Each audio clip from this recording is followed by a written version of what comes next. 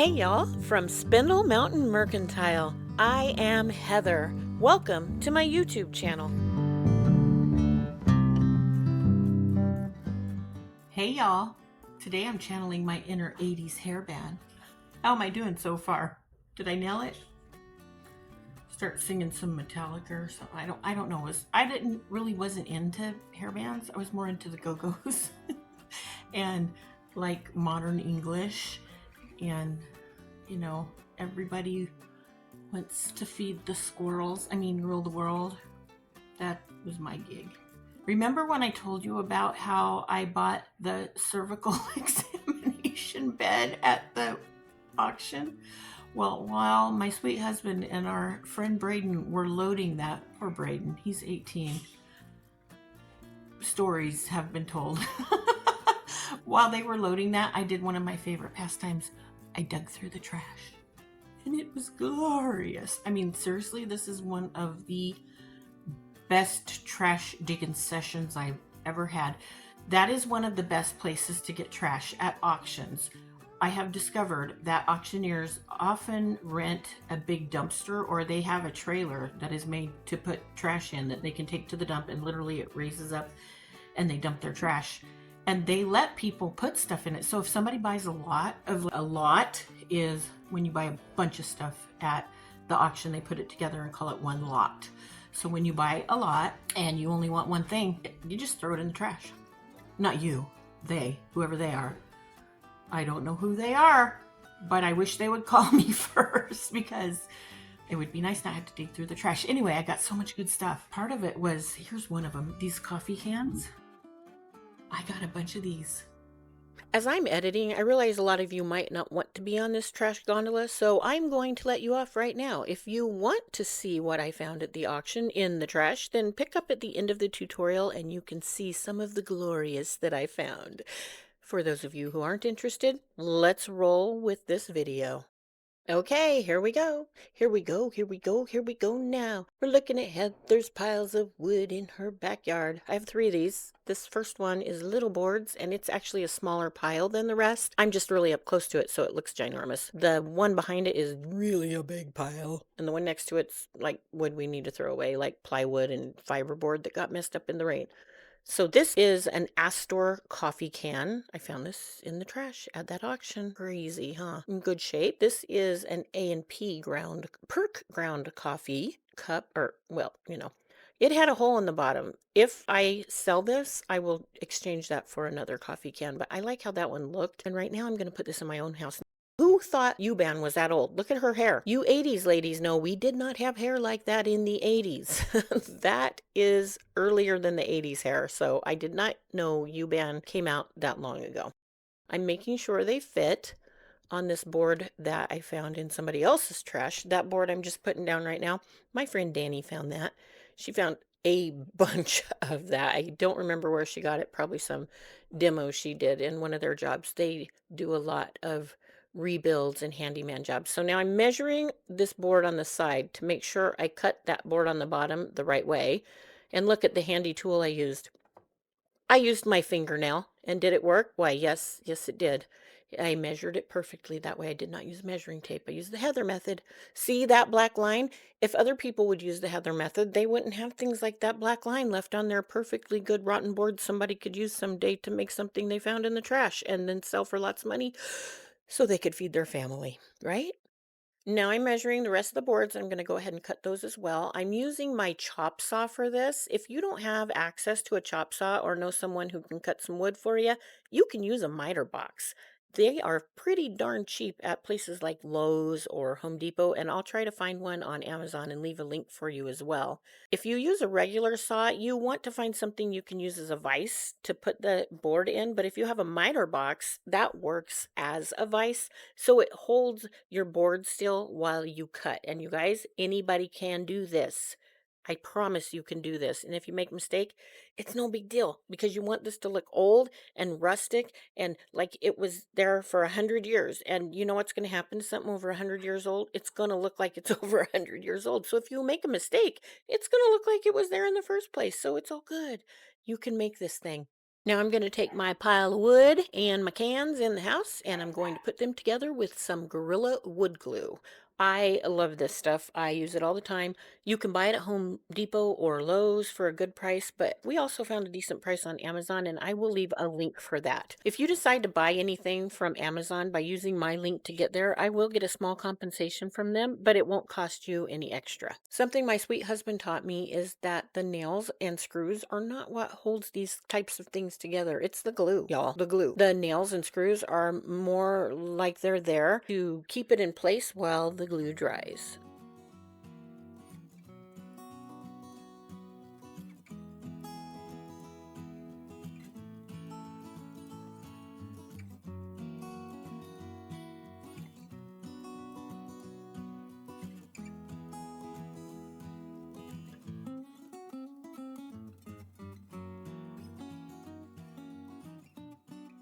It's really important to make pilot holes before you put any screws or nails in your wood because if you don't, the wood will split. Nobody wants their wood split. Well, I mean, unless you live in the mountains and you have like a bunch of wood you have to split so you can fit it into your fireplace and keep warm. But other than that, nobody wants their wood to be split. To make a pilot hole, use a drill bit that is just a little bit smaller than your nail or your screw, and that way it won't be so big that that said nail or screw will fall out. Some people like to drill their pilot holes before they put the glue on. I like to put the glue on and then put the pieces together and drill the holes all together at once. It's just a personal preference, whichever one works best for you. Do that one.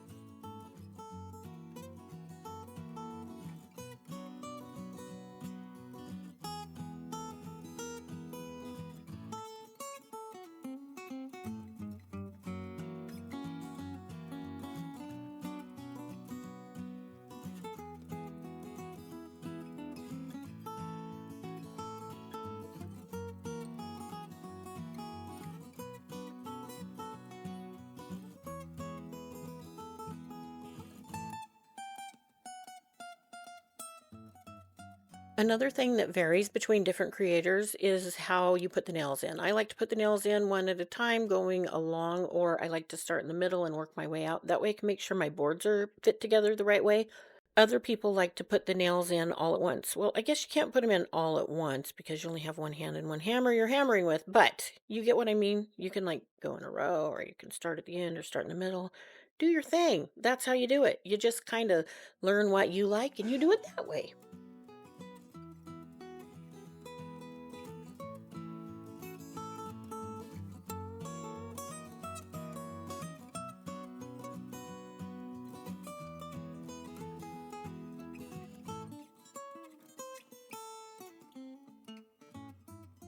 I decided the best way to put these gray boards on were to put the one that's on the back so that the gray is on the outside and the raw edge with the piece that's cut out is in the front. And the ones on the side, I'm putting that side on the outside. That's because it's going to be leaning up against like a backsplash on a countertop. So you won't be able to see the back, but you'll be able to see the sides on the outside, not as much from the inside because the cans will be there.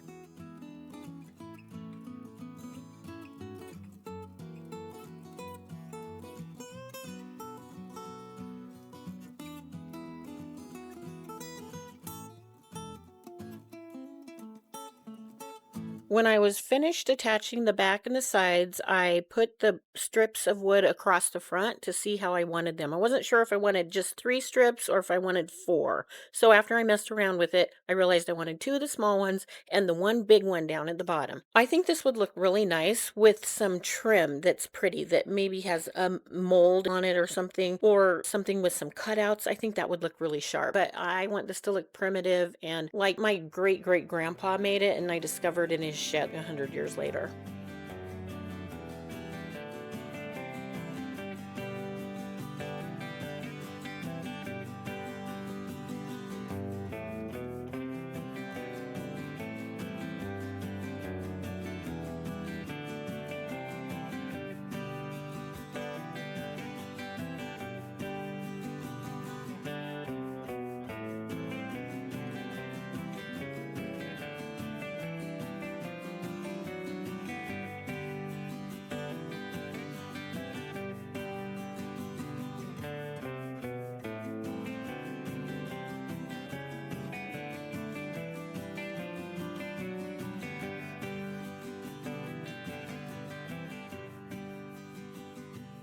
In the places you can't see the nail heads, like the bottom and the back, I used those kind that don't have a nail head.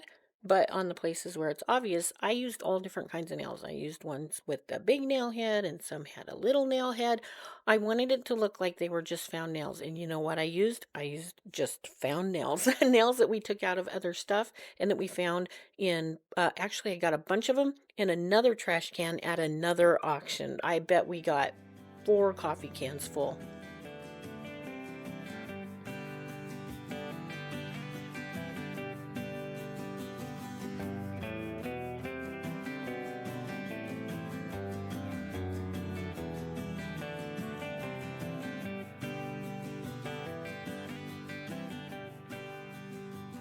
Here's another excellent pro tip from my sweet husband. When you have trim that you don't want to mash down with your hammerhead, put your nail in as far up as the top part of the trim and then stop hammering.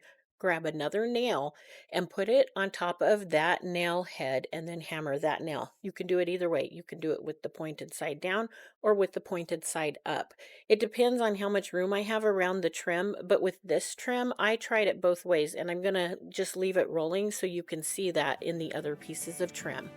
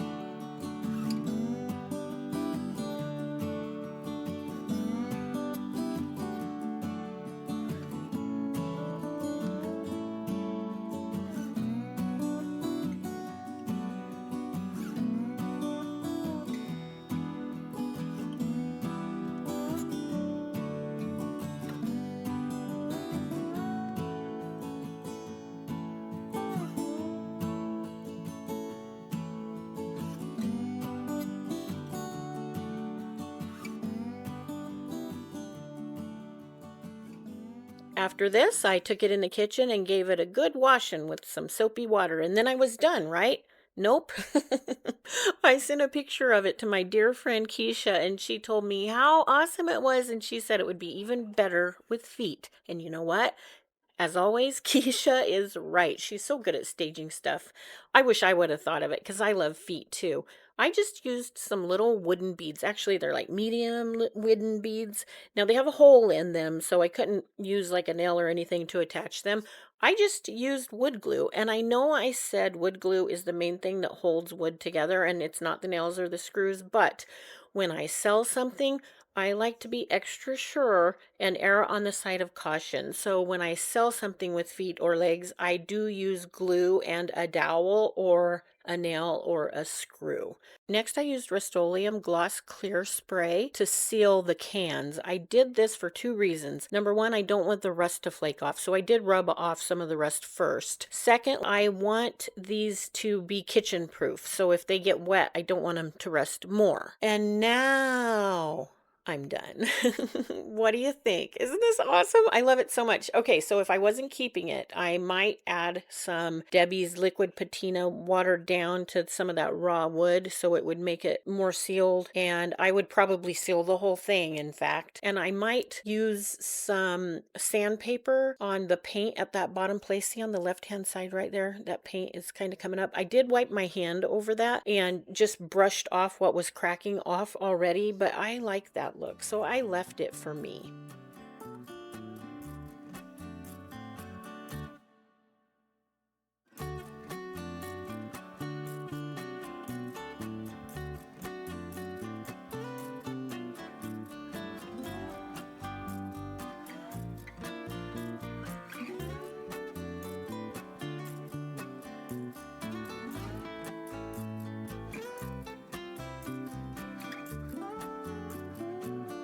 To those of you who are only here for the tutorial, I'm going to wish you farewell now, and the rest of you can catch what I found at the auction coming up right now. I'm going to show you just a tiny bit of what I found in the trash at this last auction. It's a cottage cheese container. It's just cardboard, wax cardboard. It has a little writing on the top, but that's fine. A collector actually told me that he collects trading cards, and sometimes, like if a kid writes on a trading card, it can make it more valuable because you can tell it was writing from way back when. It wasn't like from 2020. I got this. It's a cookie tin. I found a lot of cookie tins, but this one's kind of different because the lid is an insert. Can you see where the lid, it goes down? So I do believe my sweet husband opened this. I can't get it right now. I still don't have that kind of strength in my arm. I'm getting there though. This needs the rest cleaned off, but this cookie tin, it has a relief picture. It's raised, you know, it's like pressed. And this one,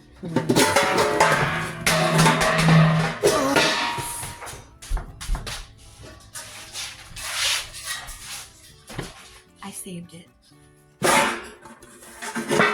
This cookie tin, which the lid does come off. I don't know if you can tell, but every one of these bumps is raised.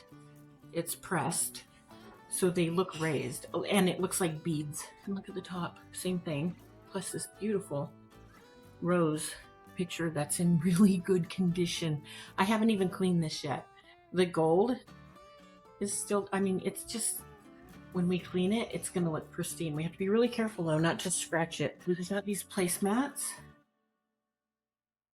and there's a bunch of them, and they're in great condition. These placemats still need an original container, and look, they look like needlepoint. Yeah, I was gonna say cross stitch, but no, those look like needlepoint. I don't want to take them out of the package to show you. We already took them out and cleaned them and dried them and put them back in. We just have to clean the outside of the package a little bit more. The things you find in the trash. See this? Just an old money case without the thing to lock it, right? So it was in the trash. And look what's in it. It's crazy. Ask people at auctions. If you're not going to take that, can I ask the auctioneer if you can dig through their trash? So this was in there. Hope you can see this in this light. Maybe if I turn on the other light, I'll be right back.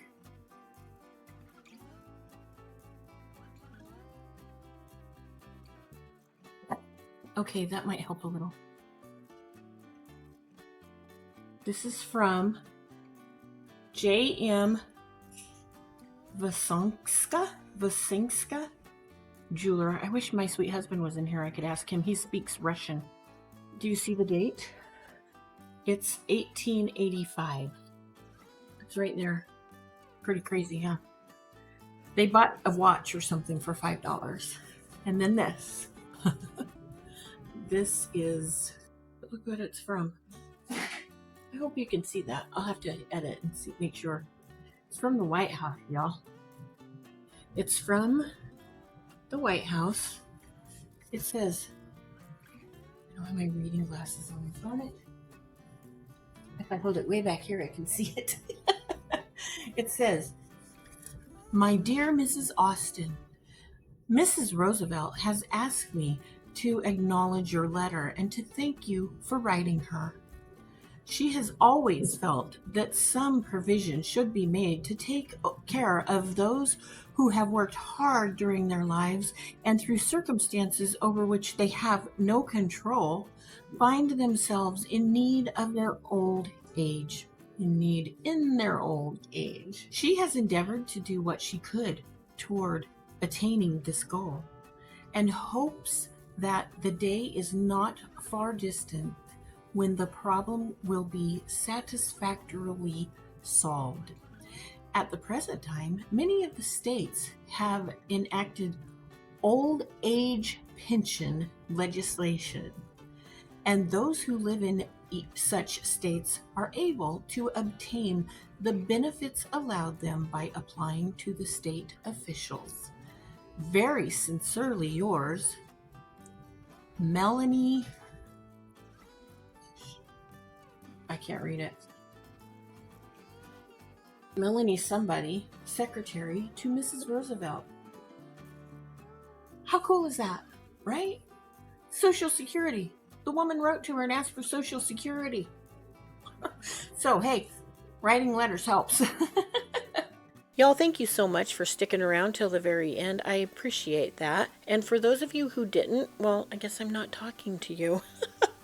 If you popped back in, though, that's okay. I'm glad you're here. I am blessed way yonder past what I deserve, and I appreciate each and every one of you. Until you see me next time, I hope you have a wonderful week, and as always, I hope you are blessed. Bye.